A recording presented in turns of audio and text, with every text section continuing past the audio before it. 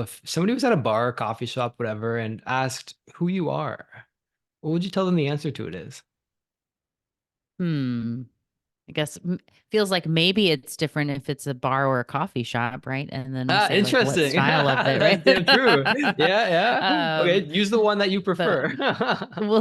we'll we'll say more frequently I would be probably working at the coffee shop and someone would ask, "Hey, what are you doing?" And I would probably say that I am an entrepreneur I have a business that is built around applied behavioral economics. And so I help people to understand why customers buy and employees buy in, how the brain really works. Interesting. That's the most fascinating topic to me. One of at least for sure. Apply. Yeah, I mean, where do you typically start with somebody? Let's say that you took on a consulting client or something. Where do you start in terms of examining where they're at? And I'm curious to see where your mind kind of goes in terms of the direction. Sure. So, the Brainy Business, my company, is a training and mentoring organization. And so we really focus and specialize in helping people to understand how the brain really works and teaching the concepts that can help them the most in their business. So, a first thing that we always look to ask is to find out if this is someone who's interested in learning anything new, or they're just kind of hoping for the silver bullet of something that like, I don't want to do any work. I don't want to have to learn anything. I just want that easy answer, to which we can say that's not in alignment with our organization and how we do things. So that's a first thing that we would be wanting to find out. And the good news is there are lots of people who are interested in learning and understanding people in a better way and being able to communicate better with those individuals. And I think most of them are listening to podcasts and reading books. And so by the time they actually come to me, they've, heard my show, or they've been reading a book. And so they, you know, they're already looking to learn more. So that really is where we start, and then would ask, what is it that you want people to do, right? What's the goal, and what are people doing now? What does success look like? And as we can understand a little bit more about this, big dream that they have, can be finding ways that we can find some specific behavioral concepts that they can be learning a little bit about and starting to use in a way that's going to help take their business to the next level. When you say specific behavioral context, what do you mean by that? Because first of all, I see the brain behind you. Do you focus on because do you take into account the physiology of it, or you're focusing more on the synergy between the psychology and physiology, or all psychology? It's more in the space of psychology. So behavioral economics is a mix of traditional economics and psychology, as well as neuroscience and some philosophy mixed in there and Mm, whatnot. But it really is in understanding human behavior and how the brain really makes decisions. So mm, we think about traditional economics, it is built on this idea of where someone said how decisions should be made based on what someone said is a fully logical, rational choice. As we're human, we don't always do what we intend to do, what we say we want to do. And that may seem kind of weird, right? And it feels like it's out of alignment. But in reality, we do these things in a way that's actually quite consistent. And so, what research has found is that humans make as many as 35,000 decisions a day on average. We are just constantly in this state of choice. And it's these micro moments, these micro decisions are really what guide our entire life. And we don't remember most of those, right? So for the listener here, if you say, hey, like, how many decisions do you remember making yesterday? Like 10 or 25 or something, right? You could maybe list out 100, but into the thousands, you're not going to remember the most of those. And it's because they were done on that subconscious level. And your subconscious is built on predictability, on maintaining the status quo, on what has worked well for you in the past, either you specifically or we humans as a species. And so it's making these very quick choices continually. What behavioral economics is doing is understanding the go-to methods of making a decision, the rules that that subconscious is going to use, so you can incorporate them into the way that you are communicating with the way that the brain already makes a decision to make it easy to go with that flow. You see, that's fascinating because you're analyzing decision-making patterns and then aligning with a specific target audience, your marketing to align with that psychographic decision-making process so that you can, obviously convert as many people as you can. How do you analyze the decision-making process of a target audience, for example? So there are lots of things that you can be doing in my book, The Truth About Pricing. I talk about how, well, for one, pricing's not about the price. That's the truth of it, which I think I say on page 3 of the book. So I'm not giving, too much away too early here.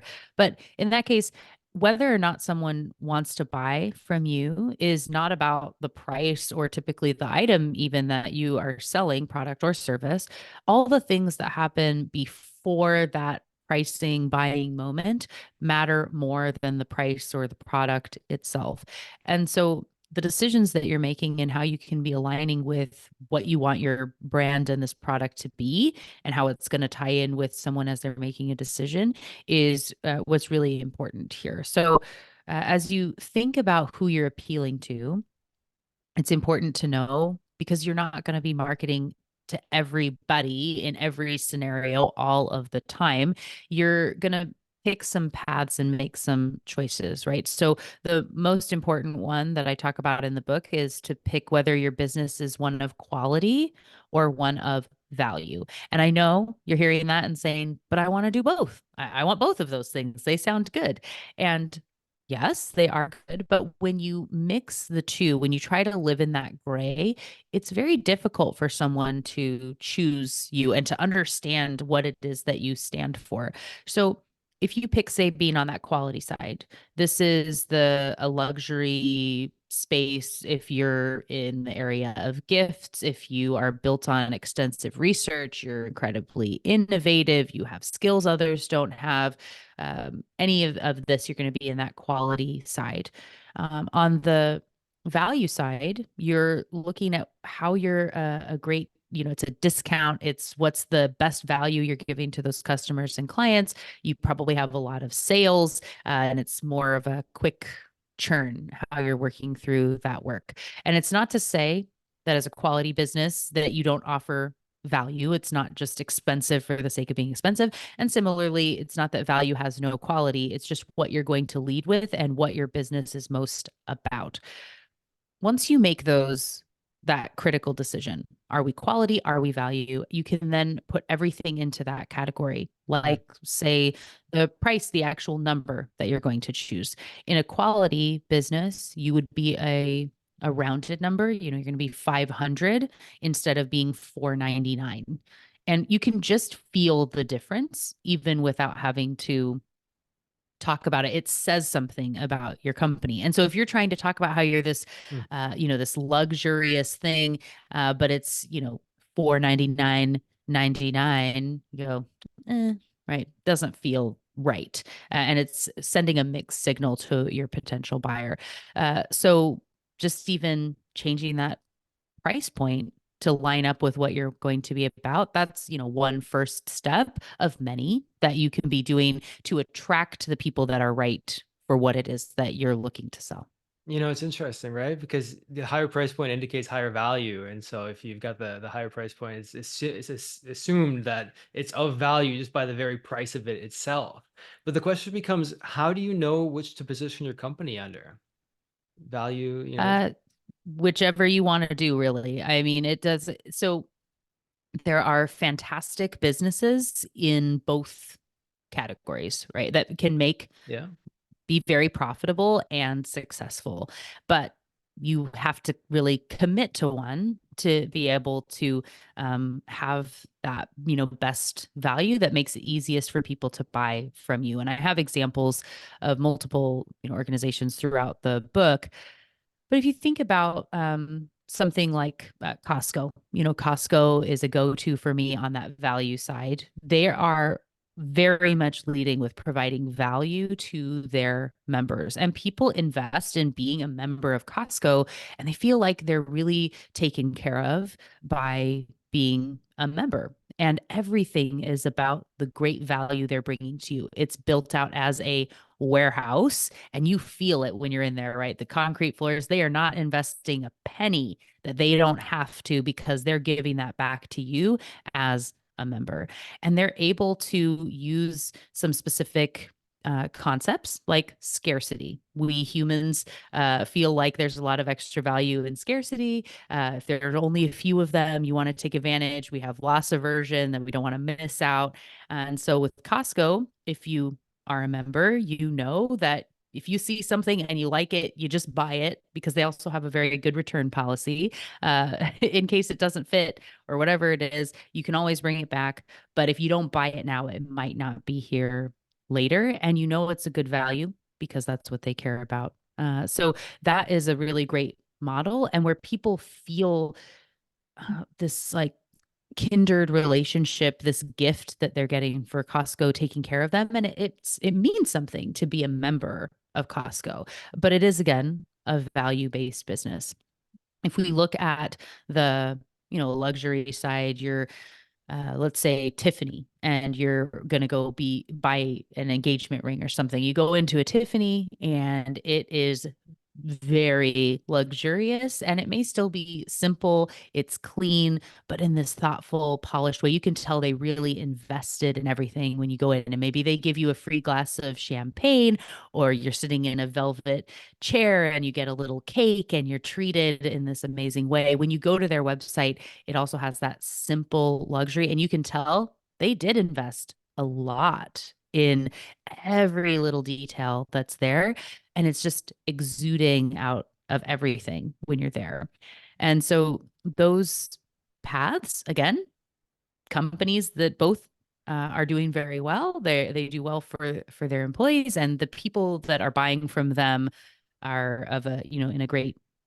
They feel the value to them of whether they're going down that quality or value path. And someone who wants to buy an engagement ring at Costco can do that too when it's on True, their side. true. Yeah, yeah, no kidding.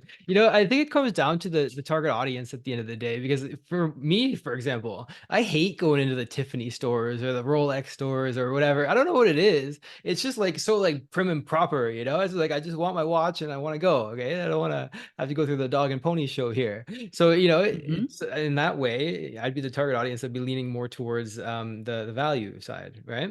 And so Yeah. and so you really take into account the target audience that you want. What do you think about the Dan Sullivan question, which is basing your target audience off who you want to be a hero to? Yeah. I think that there when it comes to storytelling, when it comes to understanding your role, I actually lean more to how you can make them be the hero. I think in general, a brand is best suited not in necessarily being a hero to their customers, but if you think about instead, if your customer is the hero, are you going to be the mentor, right? So are you the Gandalf or the Dumbledore that's going to be helping them along the way, and how are you helping them to feel successful and empowered in that way? Or maybe for some brands, you're more of that sidekick, that's there with them on the journey, that's helping them to feel supported. And sometimes you can actually even be, as we look at the hero's journey, the last piece is this sword, right? If you're the tool that makes it possible, your Excalibur or whatever happens to be in that case. But just especially with that last one, you want to make sure that you're really living up to it because, Excalibur is not just any fancy sword. You really have to be serving that purpose. So I think Hero's Journey is an interesting approach, and I lean more to helping that customer, client, member to be the hero and see what your role is. When you talk about helping them be the hero, how do you like tactically put that in place in your marketing to take the focus off you and focus it on relieving their pains and getting them what they want? What's the tactical ways that you make them the hero? Yeah, I mean, it really depends on what you're selling, for one. So the way that we might look at this, but in general, if you can start to ask, what is the problem that they're trying to solve? And if they're in a journey, one, this is where we have to realize that our businesses are really like not the center of everything, especially typically not for our customers. We are solving a problem that they happen to have. And I think that's where that side of saying, you're the hero that's solving the problem. But if we flip around and help them to feel smart, like they were able to solve their own problem, they were able to achieve this and they're, feeling um, this alignment in their identity to your brand in a way that is also about you help them to feel powerful or like they can achieve things, I think is a really interesting approach. And so, with that, if you consider the problem that they are going to be trying to solve, where you're going to help them to go, where are they now? And what's that little nudge? What's the little bit that's going to help get them to the next step in the journey? In behavioral economics, we talk about those nudgeable moments. And if we think about those 35,000 decisions, we're not trying to get somebody to go from A to double Z on a big path. It's not like they saw our logo once and now they're going to be investing a huge amount of money with us. Like, yeah, it'd be great if that was how it worked, but it doesn't. And so we know we ultimately want them to get here. But if we understand the path that they're on and where we can be helping to keep them on that journey to finding us, if we are something that's going to help them to feel supported, then you think about their language, the problem that they're trying to solve, where they are in that moment, and that context can come into the way that you're going to be framing your messaging and how you talk about where they are. They feel seen and Mm. valued in a way that they will then resonate with your brand in a different way. Yeah, right. Because like what you're talking about is bringing them on your side of the counter instead of having this sort of against or opposing viewpoint where you're on one side of the table, they're on the other. You're talking about helping them aligning first of all your messaging and your company ethos with where they're at in their life right now and aligning it with where they want to go. It's not just one or the other. You need point A and point B to chart a destination on maps, for example, right? So you get both of them nailed down and then you have that cohesive flow of matching what's already on their mind instead of trying to put something else in there. You know what I mean? And so Yeah. that's where that's like powerful marketing comes from, aligning with the thoughts, the identities that they're already aligned with, and giving them something to move forward to. I love the way you put it with identity because the way I think about it, you shift the beliefs that align with buying your product, and in shifting the beliefs they become a different person. The hero's journey arc in there somewhere, so you adjust the beliefs, the identity changes, and now since they're identifying as somebody who uses this product or service, they have to move forward with you. Otherwise there's a collapse in belief systems, and we're programmed to avoid that at all costs. And so really powerful marketing, if you can pull that off, the identity alignment, the alignment with beliefs so that they have no choice but to buy. The question becomes, how the hell do you do it, right? I mean, it's not what I just explained is not Yeah. easy. Yeah, yeah, and that's as you're saying in the space of when we believe something about ourselves and then we're faced with something that is maybe not quite in alignment with that, the brain experiences what's called a cognitive dissonance, right? Yeah. So that we want to correct that disconnect, that dissonance, to be back in alignment with what we believe about ourselves. So if we believe that we're a kind and thoughtful, good person, and we cut someone off in traffic. It was just the moment I had to because I was running a little bit late. I'm still a I'm good still a good person, person. right? Yes. But if someone cuts us off in traffic, they are Oh the yeah. worst. They're a horrible person. Expletives abound, right? We hate them. Yeah. We don't give those other people the benefit of the doubt when it's kind of a them versus, team us or me in this way. And so brands actually the best brands, the ones that we would say that we love, our favorite brands do become a part of our identity, and where we can say, it's getting into those kind of I am statements. So like Mm, mm. there's some really powerful ways that you can just do a simple reframe of saying like, Melina runs, Melina's likes to run, or Melina is running or something, and saying Melina's a runner, Is a runner, yes. right? And that is a part of my identity. That's what I am. And, being here from Seattle to say, Starbucks is a brand that maybe is something aligned with my identity. And that like I am a Starbucks girl, right? That's my choice. That's something about me. And what's really interesting is that, research has actually shown that when we think about brands that we would say that we love, that they become of us in a different way. And that when we would be like looking in the mirror and we're thinking about essentially ourselves, when we think about those brands we love, the brain actually can light up like we're thinking about ourselves. Whereas if Interesting. we talk Wow. about other brands that we just sort of like or that we use sometimes or whatnot, that it lights up like we're talking about a different person. And so to know Wow. that those brands can be so tied into our identities when they're done really well. And what's really cool, my friend Matt Johnson wrote a book called Blindsight, co-authored it. And in this book, they talk about, for if someone was to believe or says, that their shoes make them run faster and jump higher, who's to say that they don't? And they probably do, Right, Uh-huh. because the brain gets what it expects. And so it's this really interesting intersection of how, the marketing maybe is making them believe it. But if it actually impacts their behavior in a way that it makes it true, it's a really interesting virtuous cycle when we do it the right way. Hey, I hope you're enjoying the podcast, and I want to let you know that I've got a free book that you can get if you want to tap into more of these resources. And you can get that for free at kylesbook.com. Back to the podcast. So powerful, man. I mean, the question still becomes like, how the hell do you do that? And, like for me, for example, I love Lululemon. Like, all my Mm. clothes are, I don't know. It's what you said when you imagine yourself, let's say wearing clothes.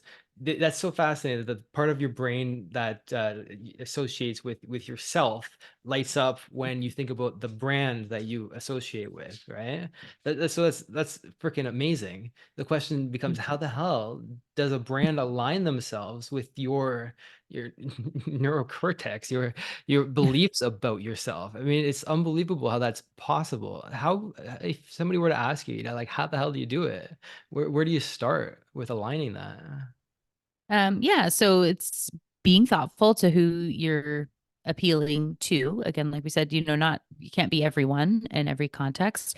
What I do think is very interesting, as you said, Lululemon, and previously where you're saying maybe you're more on a value brand side. And what's important though, Lululemon is not a value Yeah, brand, interesting. right? They are a quality brand, and that is something though that shows it's not like we're all one all the Yeah. time, right? And Interesting. so knowing that, just building on what we were talking about with identity, we are constantly shifting into different states of identity throughout the day. So when I'm, Mm. mom versus podcaster versus author, behavioral scientist, friend, wife, right? Like these shifting identities, or Starbucks lover or Lululemon wearer or whatever it is, right? That's going to be a piece of my identity. And when I am in that mindset, I am automatically, you know, my when someone asks a question, I'm going to think about it in a different way. My go-to answer will be different in these different identities, right? Wow. So what you would want to be looking to is knowing as much about your ideal customer as you can. And this is why, whether you look at personas or avatars, whatever you want to say, it is so important, but to a depth that is potentially beyond what you think should matter. And so I make, and in the truth about pricing, I make for the case of asking really weird questions that may feel like we don't have to know the answer because it's strange, right? To ask if they were a drink at Starbucks, what would they be and why? Or if this person was a car, what would the make and model be and why? And so, and it doesn't all have to be about that sort of alignment, but to make the case of the you know, the car model. I had a client that we did this sort of research for them that had to do with asking their current clients some of what they thought were good, some good ones, some not so great ones, and then we were also looking at what the executive, you know, the ownership team and different staff were saying about the business as we were looking at their brand. And one of the questions was this one about the car. And one of the owners of the company said that the company was like a Porsche Cayenne, right? This luxury and sleek and whatnot. And again and again and again, client answers were that they were a beat up old pickup truck and they Interesting. were reliable and there when you need them. What's important to know here is if you were asking a question like, are you satisfied with our service? Would you refer us to a friend or family member? They would say yes to those things. But you can't find, like, this is a really fundamental misalignment that is going to be showing, you know, there's a deeper problem. Something is wrong here. And in this case, you know, they're saying they're a quality brand, but they're using value language in a way that's confusing for Mm, people. mm, And so this is an opportunity then, you know, and for this client, they were able to say, you know, do we want to be what we have envisioned and be the Porsche Cayenne and change, you know, how we talk about ourselves, whether we put things on sale or not, you know, the language we have here, or do we want to go this other path and embrace what people already believe about us and be the pickup truck, right? Which side do we want to go? Either is fine. Either can be great, but you got to pick one of those things. And you never would have gotten there if you didn't ask these kind of weird questions. And as you can really get narrowed in on that ideal client customer for you and the problem you're solving, the specific moment where you're like perfect for them, mm, what identity are they in, right? So are they in mom mode or are they in like fun friend mode, right? Who are they? mm. What are you solving for them? What's their biggest pet peeve? What's some of the language that they use? What do they love? What gets them fired up in a positive or negative way? And how can you just really be there in that moment and answer what it is that they're trying to do right then, even if they didn't know to ask the question? Right. That is where you can be that strong, powerful brand that is going to be a part of their identity. Interesting. Yeah, because like you said about the pricing, for example, it's about the messaging that goes before the price. It's persuasion, as Cialdini would talk about it. You know, and Yeah. so you have that, and you take identity into it. You're aligning them. Okay, so they have these different types of identities, or you can call them possessions of complexes mixed together. If you want to take a Jungian point of view of it, there's all kinds of ways that you could look at it. But you're aligning with your persuasion, getting them in that state of mind of being that identity to purchase this product. And so I love the way that you're crafting persuasion in with identity. You're making an interesting correlation there that a lot of people don't take into account. You're helping them see themselves, and like that's what I'm saying, but you put it in an interesting way. You're helping them. You find out who they are when they purchase your product, and then you ask yourself what needs to be in front of my product to put them in that state of mind so that they are that person that aligns with purchasing. And there's Mhm. all kinds of things, you know, like for Lululemon, for example, seeing a runner who might look like you in the morning would make you more predisposed to buying Lululemon running shoes, you know. And so like these micro experiences can go into it, and then you can engineer those experiences in your marketing, especially long form like a webinar, to be able to put them in that identity to move forward. And otherwise they get a identity crisis, and then then they start to wonder who they are, and then the ego will avoid that at all costs and make the decision to stay congruent to avoid that cognitive dissonance, which is Yeah. so powerful, so fascinating when we talk about it in a marketing context like that.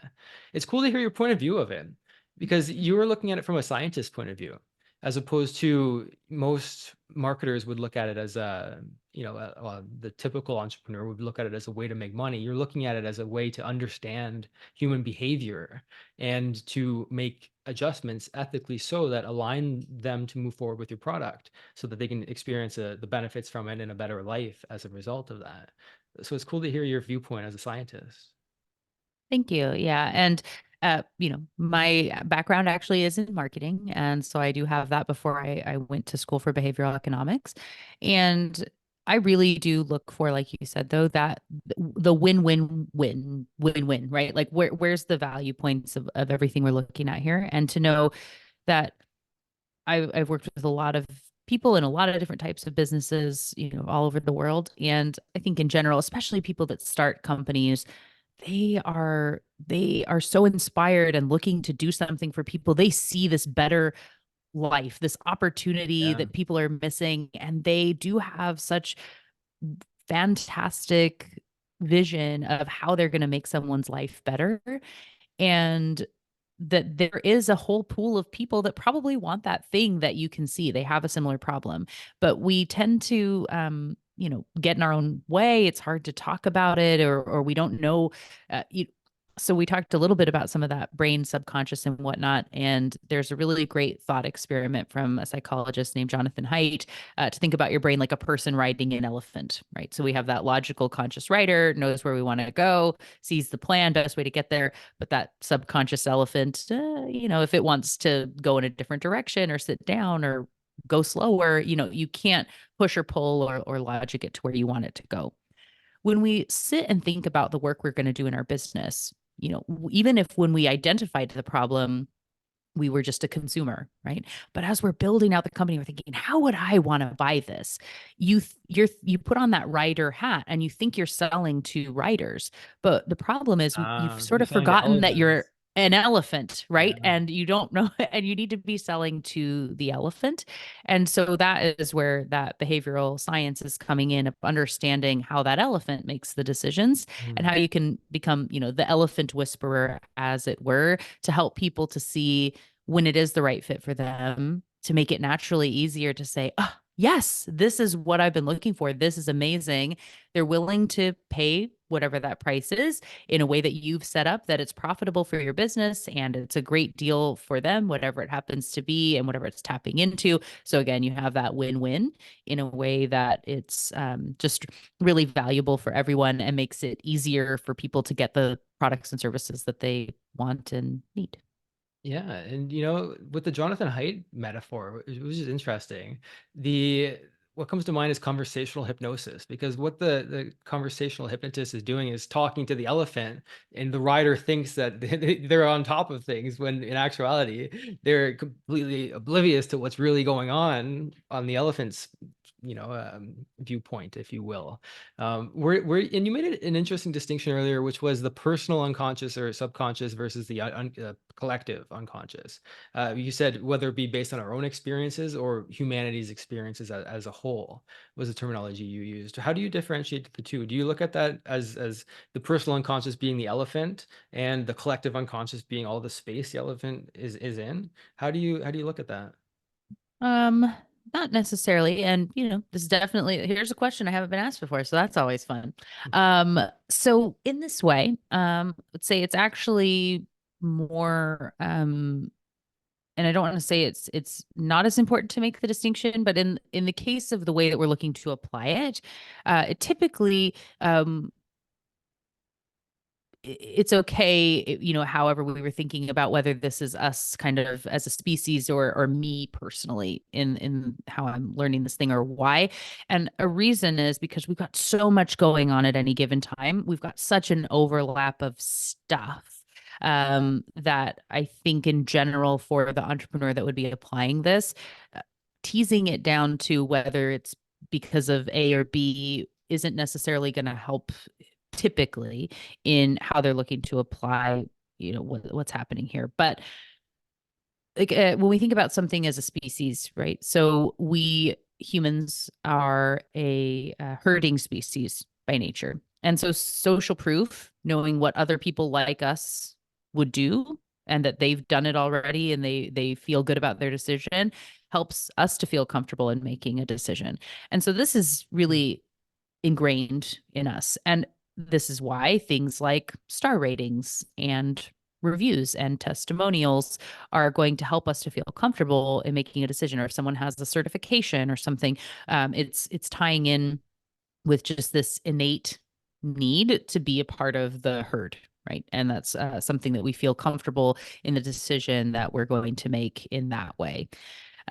We may have some aspects of um, how we've learned different things over time that can come into context, perhaps if you're selling in different regions. So if you're in different geographies, there are different, if it's an individualistic culture versus one that's of collectivism, and you need to be thinking about those things, then it can be understanding where they grew up versus and what they've learned and what they value and what they've been taught versus from other areas.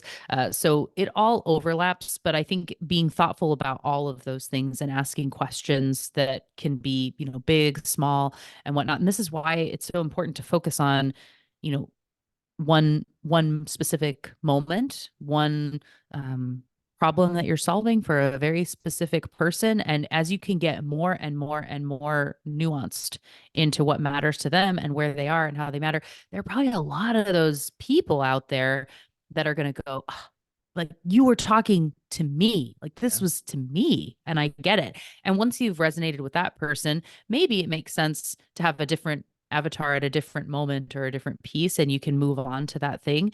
But if you try to be too many things to too many people at too many moments, it's not going to tie in. But when you can be really specific, then you can say, so what are the big picture things that might tie in here? If we think about, where's the herd? How are we looking at this? And what's something that this specific person might be doing in this moment? What did they learn as a child? Would it be important to tie back to that here, or is that not important?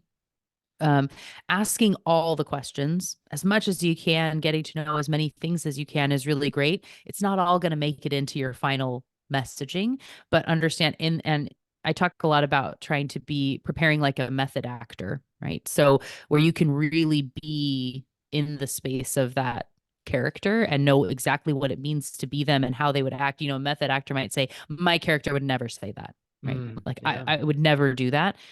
When we don't know all the nuance of how they prepared for that character, but when they don't invest that much time, you can tell, right? Something's feels wrong because we haven't thought about it enough. Mm. And that's the thing with great brands too, that they invest that time.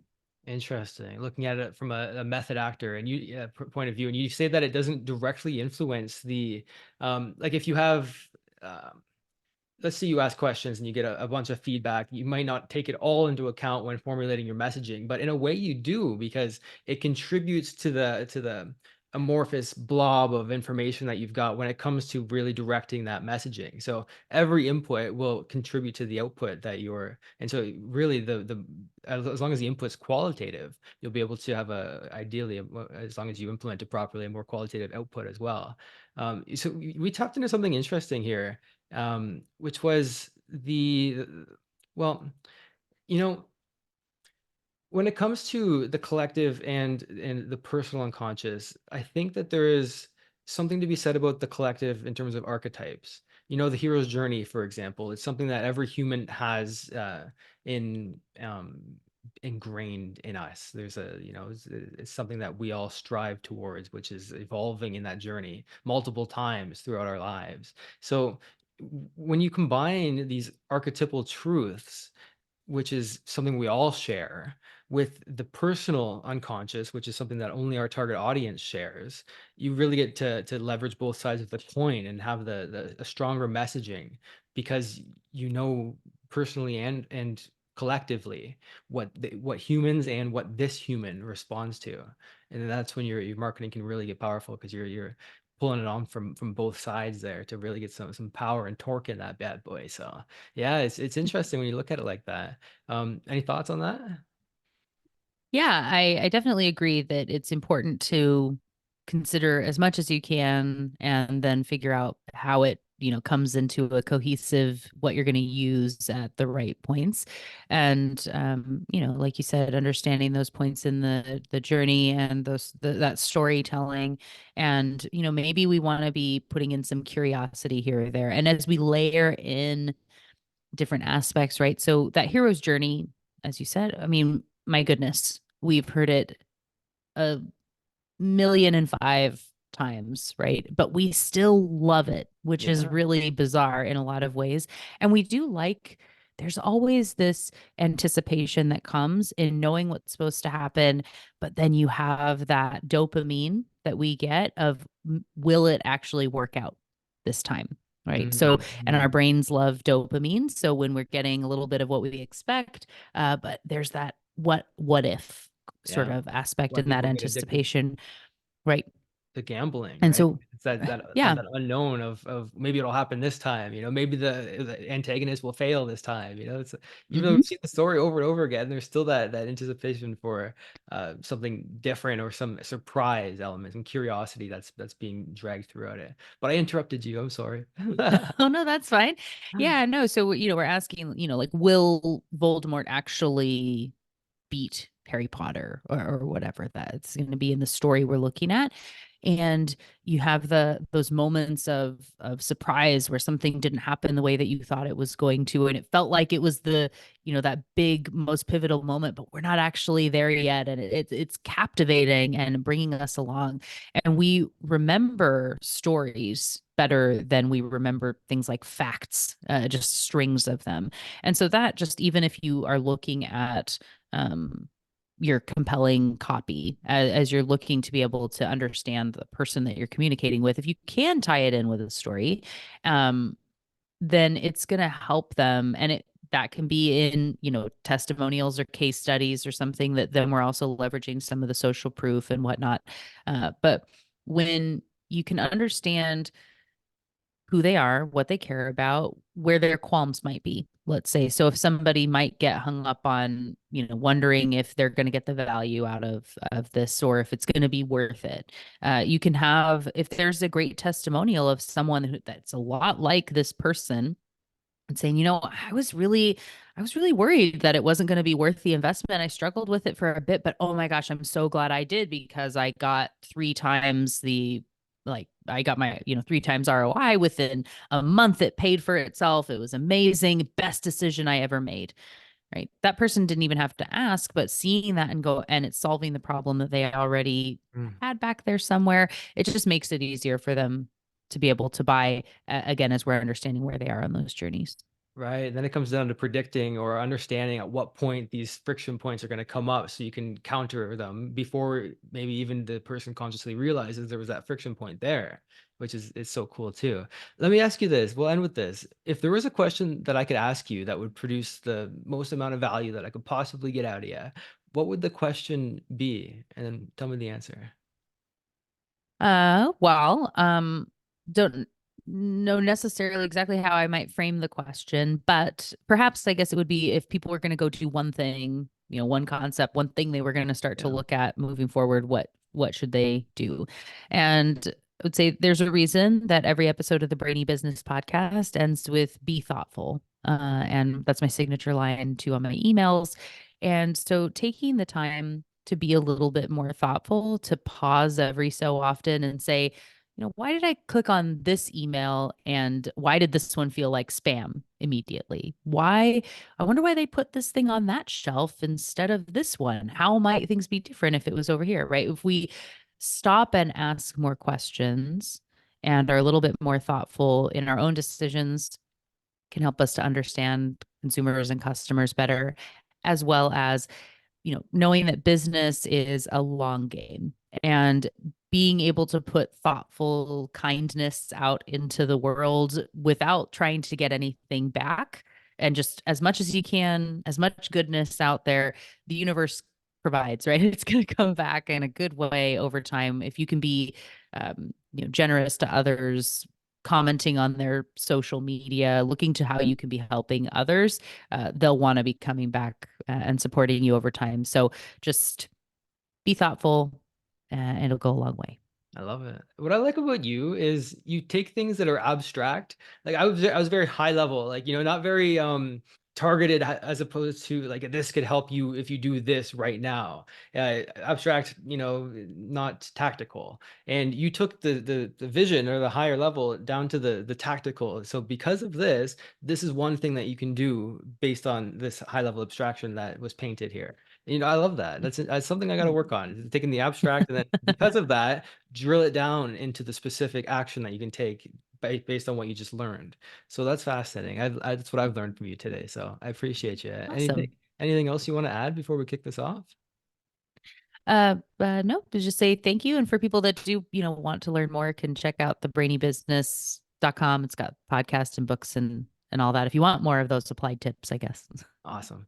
Where do we go? What's the website? Yeah, thebrainybusiness.com. And you can also find me on all the socials as The Brainy Biz, BIZ, or Melina Palmer on LinkedIn. Awesome. Melina, I had a blast with you. Fascinating individual. And we'll keep in touch. I appreciate you. Thank you. All right. I hope you enjoyed that podcast episode. And if you want to get a free copy of my book, go to kylesbook.com and you can get a copy there. I'll talk with you soon.